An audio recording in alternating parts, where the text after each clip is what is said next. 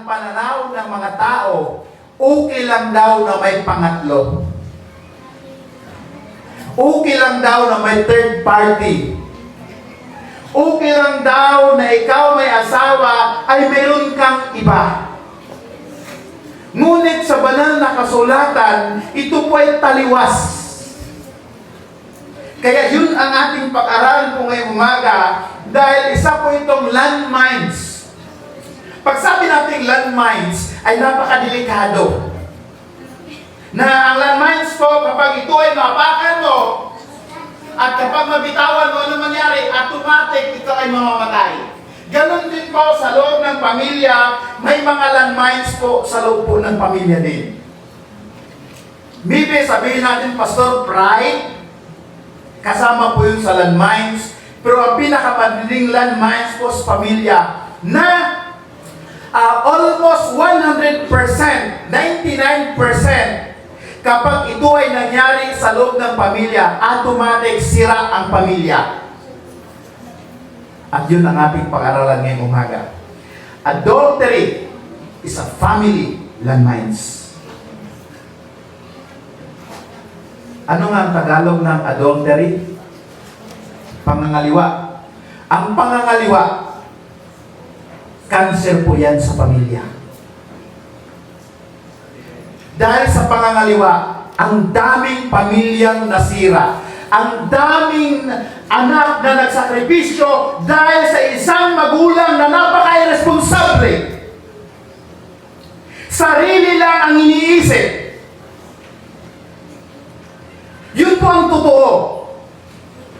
Dahil sa kanyang pagiging sarili lang ang iniisip, sariling kaligayahan, hindi niya naisip na kapag ginawa niya ito, ang kanyang anak at sa kanyang ginaapu-apuhan ay magsakripisyo dahil sa kanyang makasariling gawain.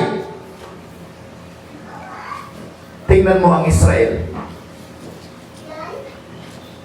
Dahil sa desisyon na ginawa ni Sarai at ni Abraham, until now, nagsasuffer sila. Diba? Ang adultery ay di po katagap-tanggap sa harap ng Panginoon. Ang adultery, walang justification po doon. Ang ibig sabihin, kapag ginagawa mo ito, iniisip mo lang ang sarili mo, hindi mo iniisip ang sarili mong pamilya. Adultery is one of the sins that brings the most serious consequence. Remember this. The root of adultery is lust. I think may kopya tayo. The root of adultery is lust. The root of lust is temptation. And the only way to avoid sin is to follow God's instruction and preventing it. Ano ang bunga, saan nagsisimula ang adultery? Lust. Laman. Sariling pita. Sorry po pita ng laman. Kaya ikaw lalaki, ikaw babae, ay ginagawa mo adultery na ito. Ibig sabihin, yun ang nasa isip mo, yun ang nasa puso mo. Ibig sabihin, you are not satisfied kung anong binigay ng Panginoon sa iyo. At makasarili po yun. Anong sunod? Dahil sa last na yan, the next is temptation. The next is temptation. How to avoid it? We need to follow the instruction of God. Paano mo gawin ang instruction ng Panginoon? You must strengthen and bind your heart, your mind with the Word of God. Kasi kung ikaw po ay may takot sa Diyos, hindi mo magawa ang bagay na yon. Pero kung ikaw ay makasarili, magagawa mo yon. In Exodus 20 verse 14 it says, "You shall not commit adultery." What exactly is adultery? Adultery is strictly defined as sexual relations that is the cancer of the family. Adultery between a married man and woman who is not his wife. Yun po ang ibig sabihin ng adultery. Ibig sabihin, Explain ko lang. Ikaw babae, ikaw lalaki, sabihin ko, kailangan mas maintindihan. Nakipagsiring ka sa hindi mo asawa na may asawa ng iba. That is adultery. And that is sin. That is a serious sin. That is karumal-dumal sa harapan ng Diyos kapag ginagawa mo ang bagay na yon. At hindi po yan katanggap-tanggap sa harapan ng Panginoon. Marami mga churches for today did not preach about adultery because baka masaktan sila. But sa atin, nakasiris ito. So, ibig sabihin, kailangan daanan natin para ma-prevent.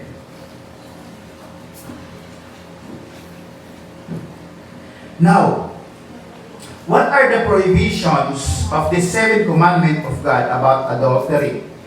Adultery is forbidden by God. Bakit? The reasons of this commandment. Adultery is a sin against God. Yun po yung unang reasons.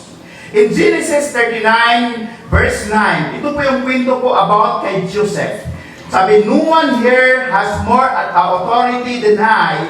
He has held back nothing from except you, because you are his wife. How could I do such a wicked thing? It would be a great sin against God. Di ba? Ano nangyari po kay Joseph that time? Tinimpo siya ng asawa po ni Di ba? Tinimpo siya. Ngunit hindi po siya nagpadala.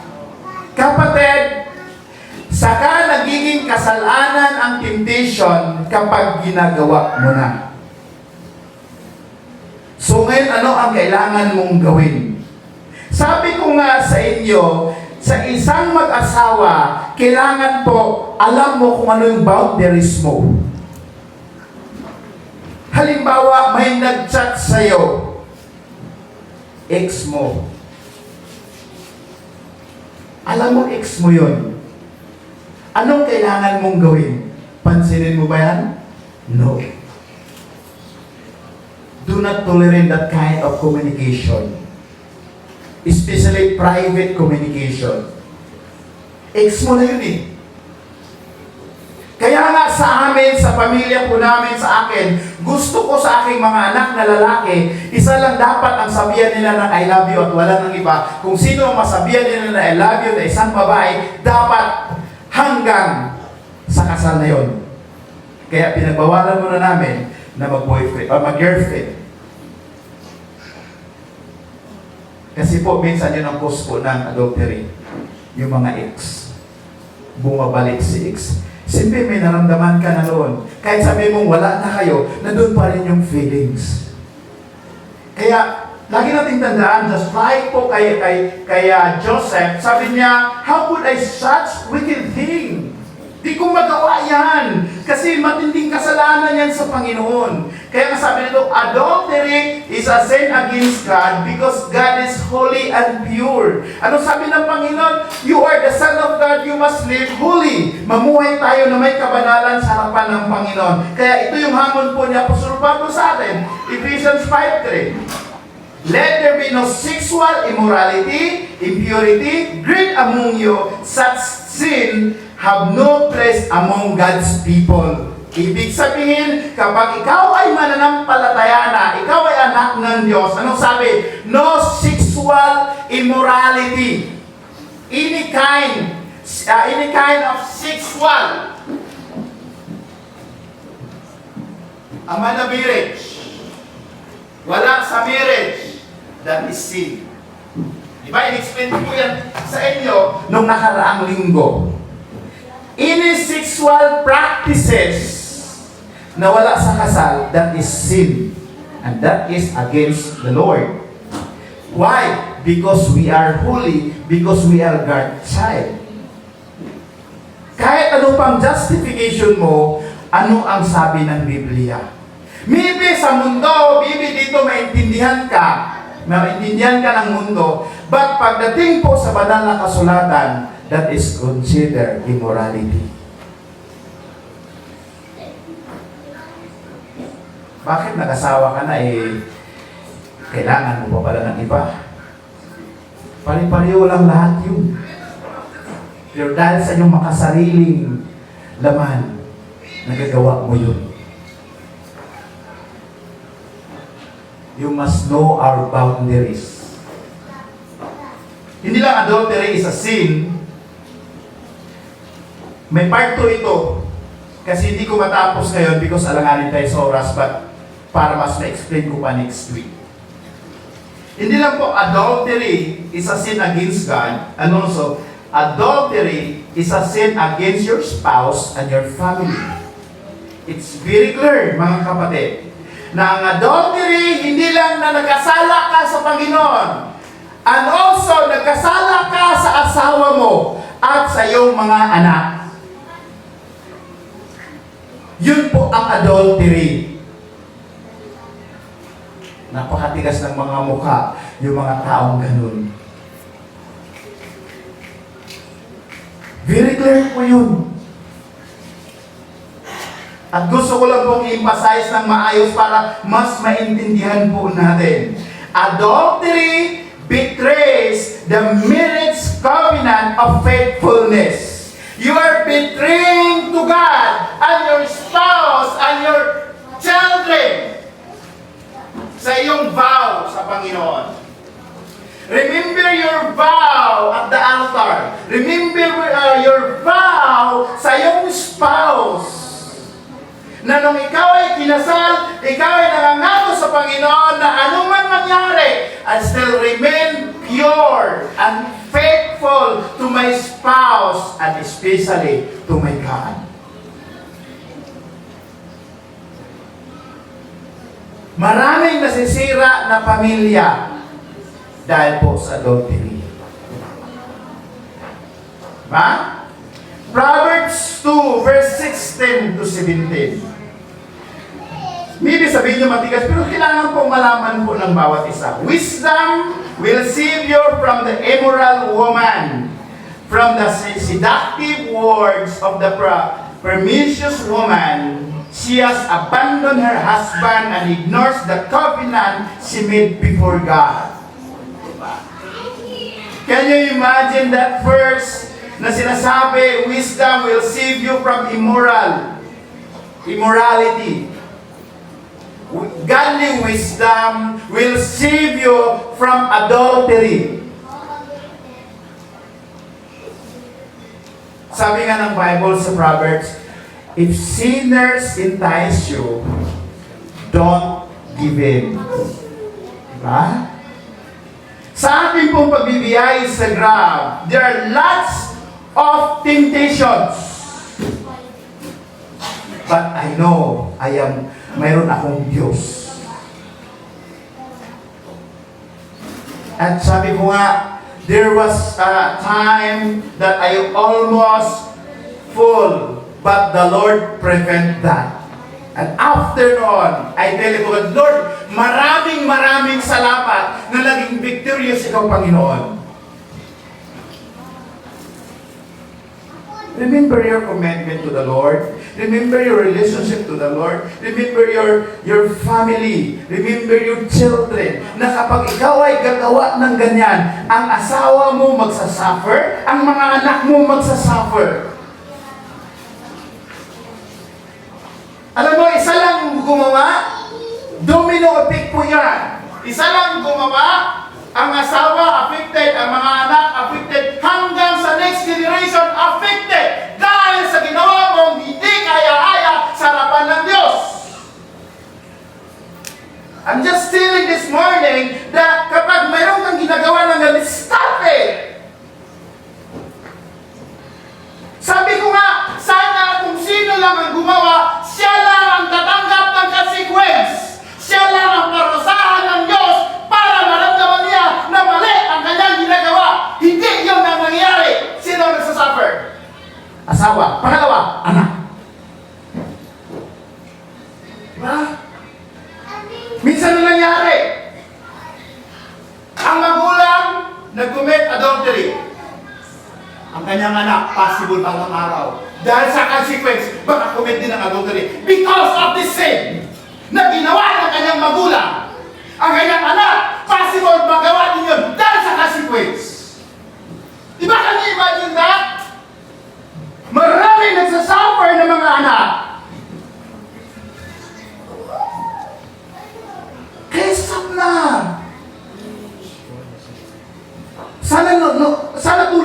unang panahon, during the Old Testament time, kapag mayroong ang nagawang kasalanan na karugad-ubal sa Panginoon, pinapatay ka agad.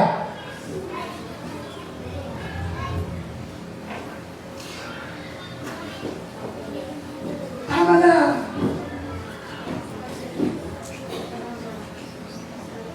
Some churches today, they're not preaching about this kind of topic because they know na maraming masagasaan.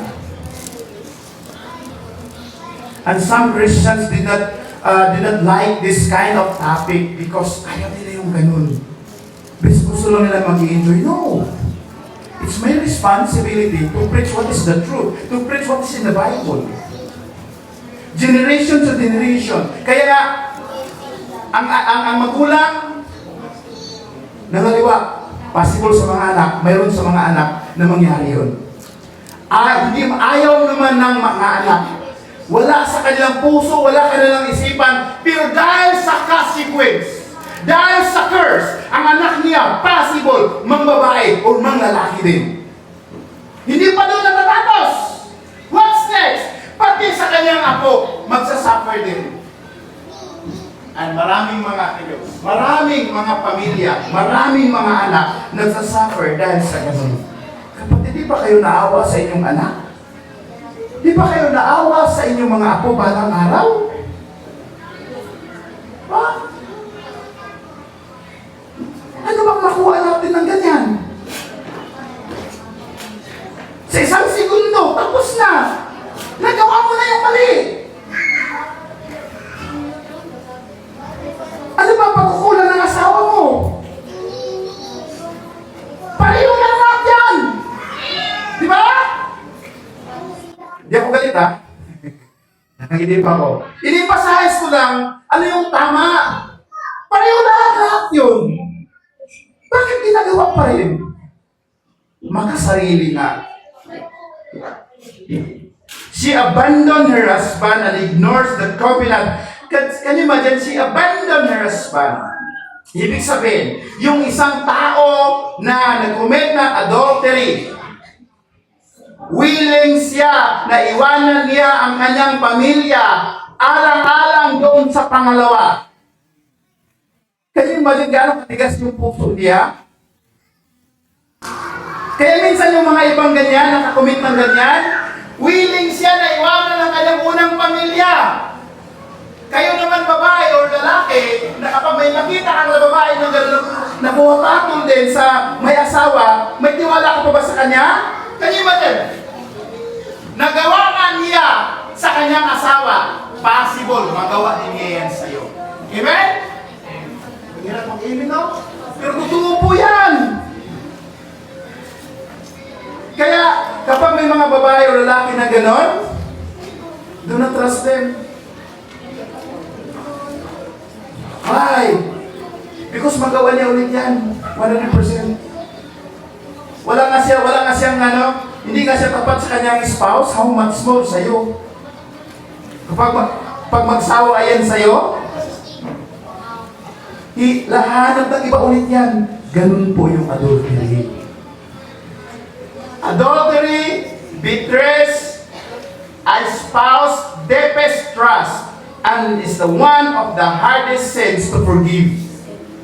Kaya maraming mga spouse na until now, I remember mayroong nangyari dito na, every time I remember that sin, hindi ko maiwasan na magalit.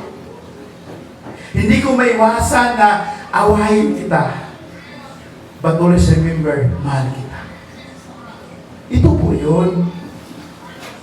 Adultery betrays spouse, deepest trust. It is one of the hardest sin to forgive. Hindi po ganun kadali. Hindi po ganun kadali na mabigyan ng solusyon when you commit adultery. Kaya sa aking mga young people na mga gwapo at mga magandang dalaga, please, be wise. Always use your mind, not your heart. Yung una natin na topic, paano pumili ng kalooban ng Panginoon. Sundan mo yun. And remember your love, your first love to God. Kasi alam nyo, kapag mawala na yung first love mo sa Panginoon, ano mangyari? Maghanap ka na ng iba. Kaya sabi ko sa inyo noon, piliin mo yung sasamahan ka sa paglilingkod sa Diyos. Hindi yung sasamahan ka sa pagtalikod sa Panginoon. Kaya masarap po pakinggan na ang mag-asawa, mag-partner ay sabay-sabay sila pumunta sa simbahan, sabay-sabay sila nagpagamit sa Panginoon. Napakasarap tingnan po yung pangatlo. Adultery defiles the marriage relationship. Magkaroon po ng sugat ang inyo pong pagsasama.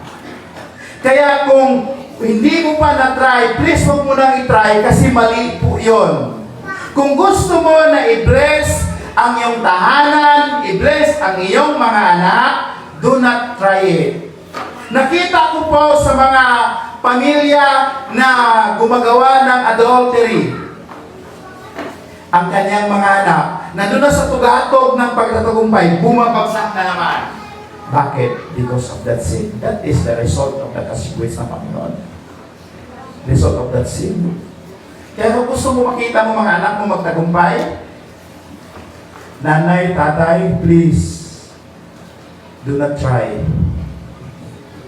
adultery. Because that's a serious sin sa Panginoon. Hindi lang ang Panginoon ang sinaktan mo ang iyong mga anak. Sinaktan mo rin ang iyong asawa. Sinaktan mo rin ang iyong mga apo. Kasi possible sa iyong mga apo mangyari yan. And this is my prayer to the Lord this morning. Ang sabi ko sa Panginoon, Lord, bigyan niyo po ako ng mahabang buhay pa na maabutan ko yung mga anak ko na mag-aasawa. Kasi ang itatanong ko sa kanilang napili na babae, may ex ka ba? Kasi kapag may ex ka na rin sa akin. Bakit po? Kasi karamihan na nagkaroon ng adultery, yung may mga ex. Siyempre kapag medyo si husband or si wife ay hindi na masyadong malambing, tapos away-away kayo mag-asawa, tapos biglang pumasok sa ex. Tapos magsabi ka ngayon, ay, ito yung problema ko. Di ngayon, comfort din si ex. Ikaw din mo ano sunod doon? Pwede tayo magkita? Yun. What's next? Sin. Kaya kapag sa mga may asawa po, pangit po yung mayroon kang public, a private na communication to the opposite sex. Kapag mayroong ganun, magbingil-bingil sa'yo, mag-flirt sa'yo, stop it! Hanggat hindi pa nangyari yung matinding kasalanan. Masahan ko po ba sa mga mag-asawa po rito? Kasi po masakit. Adultery, sabi sa Hebrews 13:4, giving your honor to marriage and remain faithful to one another in marriage. Kailangan maging faithful kayo. Maging faithful tayo sa ating partner, sa ating spouse. Hindi lang po ito sa mga lalaki, pati din po sa mga babae. Kaya kapag kayo ay mag-asawa na, please remain faithful. Number 1 sa Panginoon. And to your spouse. Adultery is an lasting act that defiles the purity of the marriage relationship. Di ba, can you imagine that? Na dahil sa adultery na yan, mayroon ng bahid. Kaya minsan yung mga spouse na nakaranas ng ganyan, wala siyang peace of mind sa kanyang buhay. Every time na naalala niya yung ginawa mo, bigla na lang siya magagalit sa'yo. Tama? Ay, di pa nga naranasan, hindi yung iba naranasan. Kaya, minsan, hindi, wala kang peace. Ikaw naman ang nakakama. Parang ikaw ba yung feeling, anong tawag niyan? Feeling ikaw yung ikaw yung alakansi ba? Ikaw yung feeling na ikaw yung ikaw ang sinisisi. Yun yung impact doon, yun yung resulta. Next week, mas maganda po. Pangapat. Adultery defiles the person involved. Ano po yung magiging mangyari? In Job 24:15, sabi dito ni Job, the adulterer waits for the twilight, saying, no one will see me then. He hides his face, so no one will know him. Diba? Kapag nakagawa na siya, nakapangaliwa na siya, gusto niyang itago. Kapag nasanay na siya, at nabuging na, proud pa siya. Proud pa sa kasalanan na yan? That's not right. Hindi maganda yan. Kaya kayo mga dalaga, binata, choose wise, pray about it. Huwag kayong magmadali. Baka mapunta kayo sa mali. Ang isa pong kailangan gawin para hindi po magkaroon ng problema, do not compare your spouse to others. Do not compare your husband to other man. Do not compare your wife to other wife, because that is the start of sin. Kaya nga sabi ko, ang pinakamaganda na nakita ko sa aking buhay, except sa aking mama, ay ang aking asawa. Okay, panglima, adultery is shame. Balik ko na sa Leviticus 18:20, sabi dyan, do not defile yourself by having sexual intercourse with your neighbor's wife. Diba? Malinaw yun, diba? Bawal po talaga yun. Hindi po talaga tama na nakapag-intercourse ka, makipagtali ka sa hindi mo asawa. Mali po yun. Ito pumili sa mga people. So bakit Hindi, para malaman nyo paano kayo mamili at paano kayo mag-pray. Kasi pangit po. Kapag mabahira ng ganon, hindi na po maganda ang maging resulta sa pamilya nyo. Kaya ngayon pala, start praying your life partner. Adultery is a shameful, dishonorable act. Adultery is shameful and dishonorable act. Nakakaya po yun. Minsan mayroon pang iba na proud pa kayo. No, mali po yun. Kasalanan yun eh. Hindi nyo ba alam na kapag ginawa mo yan ay ikaw ay tinanggalan mo ng respeto sa sarili mo?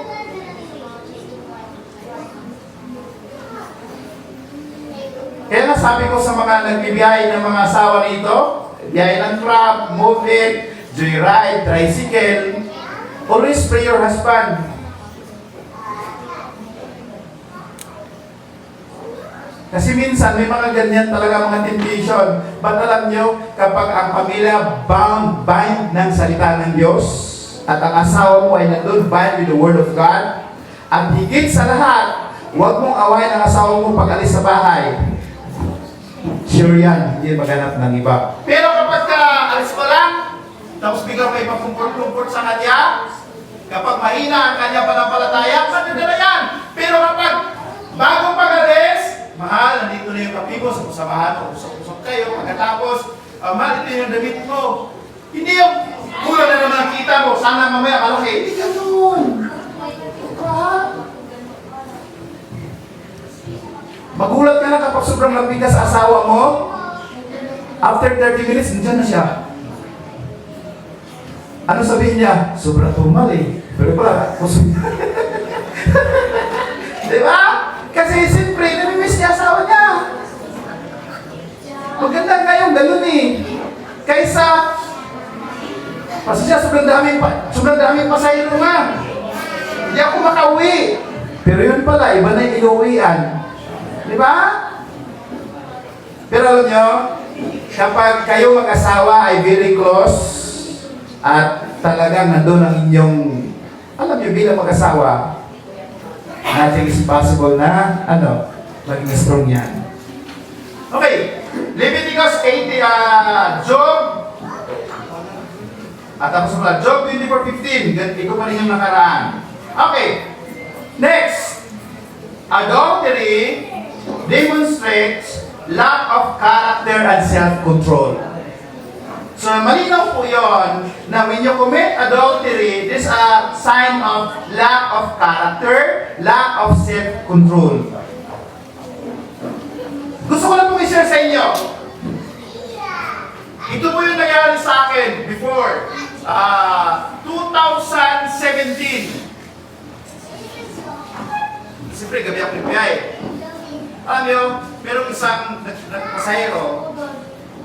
Okay lang, pero mahirap din sa kasi nakayakap na gano'n eh. Ako, gagano'n ako nung nakaligod. Kasi di ba iwasan yun eh.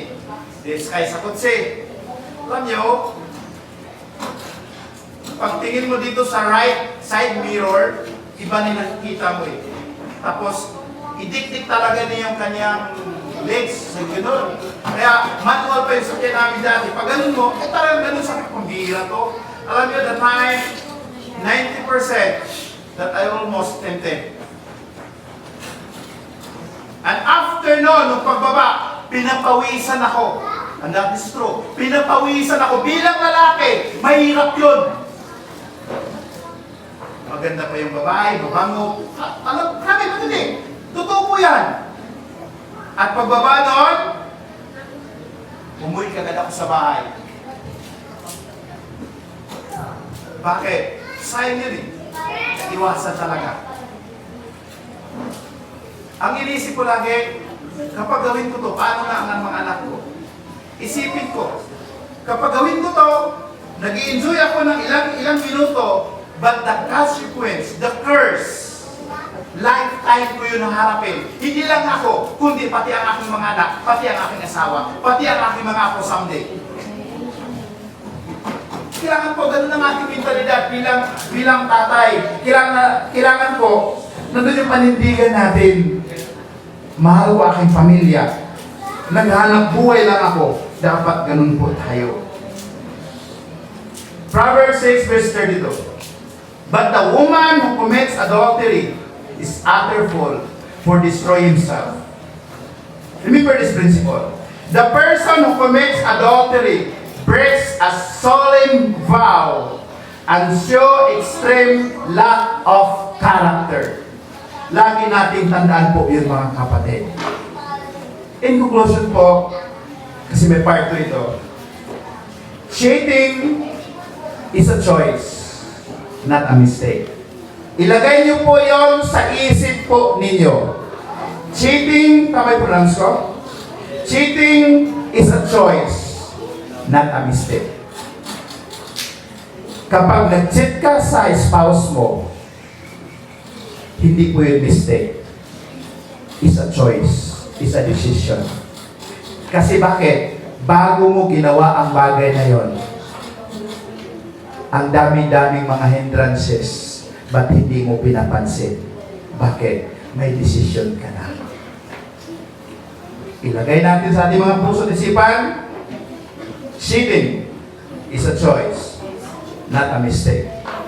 Loyalty is a responsibility, not a choice. That's principle this morning. Ulitin ko.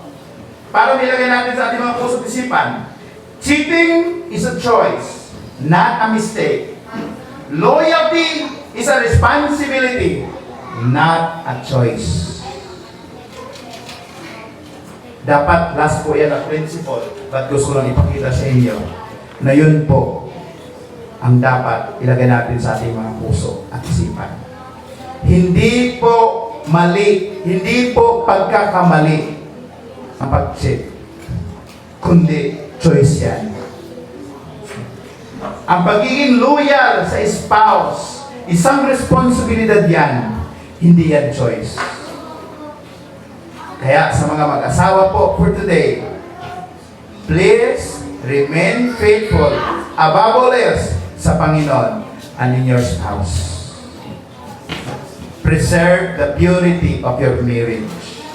At sa mga binata at dalaga, huwag po kayong magmadali para hindi po kayo magkakamali. Please bow your heads. Let us commit to the Lord this morning. The Lord, please protect my spouse. Yan ang prayer po natin ngayon. Para po sa mga mag-asawa, you must tell it to the Lord this morning or this afternoon. Lord, ingatan niyo po ang aking asawa. Ilayo niyo po siya sa disgrasya. Ilayo niyo po siya sa kasalanan. Ilayo niyo po siya sa adultery. You must pray your spouse. You must pray your husband. You must pray your wife. Kasi hindi maganda po ang ganung bagay. It's not right. That is a serious sin against God. I give you a minute to pray to the Lord. You must pray your spouse. Ipag-pray mo ang iyong partner. Na Lord, ilayo niyo po sa temptation ang aking asawa. Ako din, Lord, ilayo mo ako sa temptation. Yun ang prayer dapat natin mag-asawa. At sa mga couple po ngayon, na nagsimula pa lang, you must ipag-pray mo ang iyong partner at ikaw din, ipag-pray mo sarili mo na ilayo ka sa temptation. Isa po yan, how to strengthen the family. Na kayong mag-asawa, you are praying with each other na maging faithful kayo sa bawat isa. That is the secret of a happy life or happy marriage. At sa mga anak naman po for today, you must pray your parents, your parent, na Lord, ilayo niyo po si Papa sa temptation. Ilayo niyo po si Mama sa temptation. And as a church, that is our prayer today, na ang bawat isa ay ilayo sa temptation. Kasi isa po yan ang makakasira sa testimonya natin bilang mga manampalataya. Na dapat natin ingatan ang testimonya na yan na manatiling pure hanggang sa pagbalik ng Panginoon. Father God, pinupuri ka po namin, pinasalamatan, dahil meron po kami mga magulang na pinagkaloob niyo po sa amin. Meron kaming asawa na binigay niyo po sa amin. Ang aking dalangin, Panginoon, simula po sa mga mag-asawa po ngayon. Lord, I pray, protect them. Protect them, Lord, from adultery. Preserve their vows sa inyong Panginoon. Because hindi lang po ang aming mga magulang ang mag-sakripisyo po nito. Even kami mga anak, nagsasuffer din po kami sa ganitong klaseng kasalanan na ginawa ng aming mga magulang. But today, I pray this morning, this afternoon, i-preserve niyo po ang bawat mag-asawa. Na hanggang sa kanilang huling hininga, sila ay naging tapat sa kanila pong asawa. Salamat po. Pinupuri ka po namin sa matamis pa ni Kristo Jesus. Amen. Kapatid,